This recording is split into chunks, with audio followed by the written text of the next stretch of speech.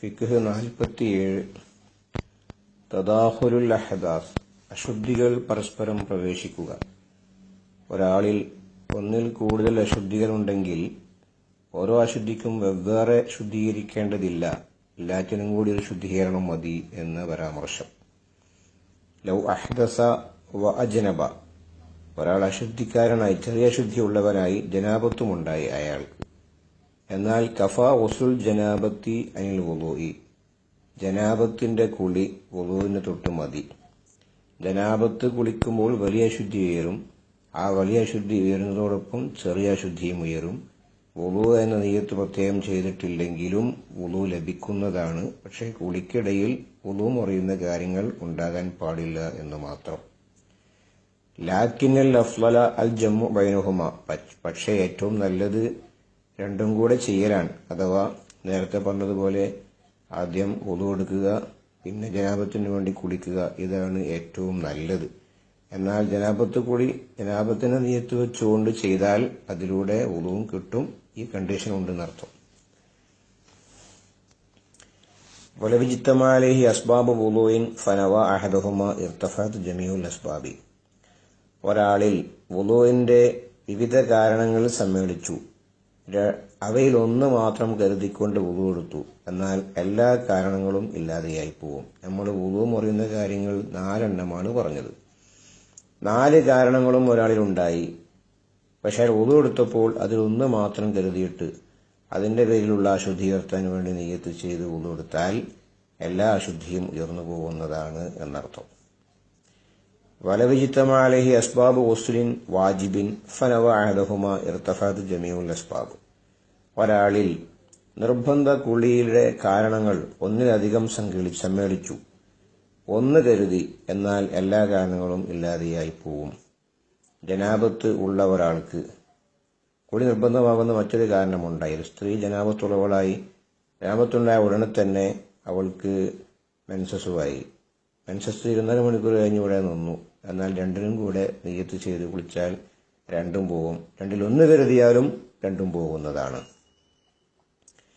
വമൻ ബിഹി ഹുബുസുൻ വഹദസുൻ കഫാലുഹുമാ ഗുസ്ലുൻ വാഹിദുൻ, ഒരാളുടെ ശരീരത്തിൽ നജസുണ്ട് അശുദ്ധിയുണ്ട്, രണ്ടിനും കൂടി ഒറ്റ കഴുകൽ മതിയാകും. ഒരാളുടെ കൈമേൽ നജസുണ്ട്, അയാൾ വുളൂ എടുക്കുകയാണ്, അശുദ്ധിക്കാരനാണ്. അപ്പോൾ വുളൂ എടുക്കുന്നതിന് വേണ്ടി കൈ കഴുകും, ആ കൈകൾ മതി. ഈ നജസ് കഴുകുന്നതിനും 2 എണ്ണം വേണം നിർബന്ധമില്ല. പക്ഷെ കണ്ടീഷനുണ്ട്. ഇൻസാലൻ നജസു, കൈ കഴുകുമ്പോൾ നജസ് നീങ്ങണം, 1. മറ്റൊന്ന് കാനൽ മാഉ വാരിദൻ, വെള്ളം അതിലേക്ക് ഒഴിച്ചു കഴുകണം, വെള്ളത്തിലിട്ട് കൈ കഴുകാൻ പാടില്ല. 2 വലം യതഗയ്യർ, കഴുകുമ്പോൾ തന്നെ ആ വെള്ളത്തിന് പകർച്ച ഉണ്ടാകാനും പാടില്ല. നമ്മൾ നേരത്തെ പറഞ്ഞല്ലോ, വുളൂവിനെ ശർത്തായി പറഞ്ഞത് അവയവങ്ങളിൽ വെള്ളത്തെ പകർച്ചയാക്കുന്ന വസ്തു ഇല്ലാതിരിക്കണമെന്ന. അപ്പൊ കയ്യിലെ നജസ് കഴുകി പോകലോടുകൂടെ വെള്ളത്തിന് പകർച്ച വരാതിരിക്കണം. 4 വലം യസീദ് വസ്നുഹു, വെള്ളത്തിന് ഖനം കൂടാനും പാടില്ല, ആ നജസ് ചേർന്നതിന്റെ പേരിൽ ഖനം ഉണ്ടാകാനും പാടില്ല.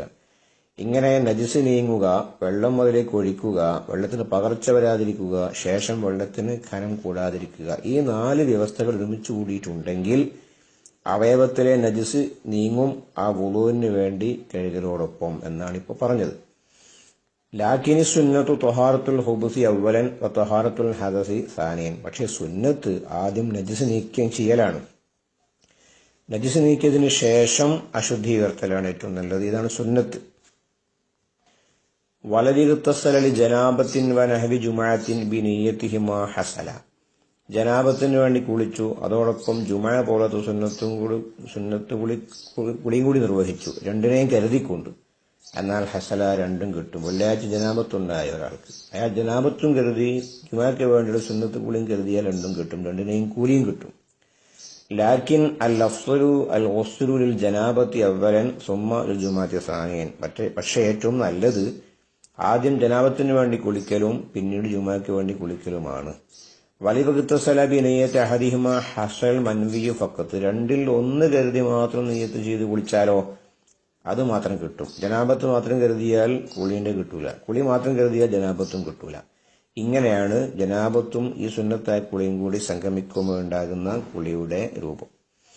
ഇനി വലവിജിത്തമാൽ ഈദു വൽ ജുമുഅത്തു വൽ കുസൂഫു, ഒരു ദിവസം പെരുന്നാളായി, അത് പെരുന്നാൾ വെള്ളിയാഴ്ചയായിരുന്നു, അന്നിനെ ഗ്രഹണവും ബാധിച്ചു. അപ്പൊ 3 സുന്നത്തായ കുളികളുടെ കാരണം ഇവിടെ സംഗമിച്ചു.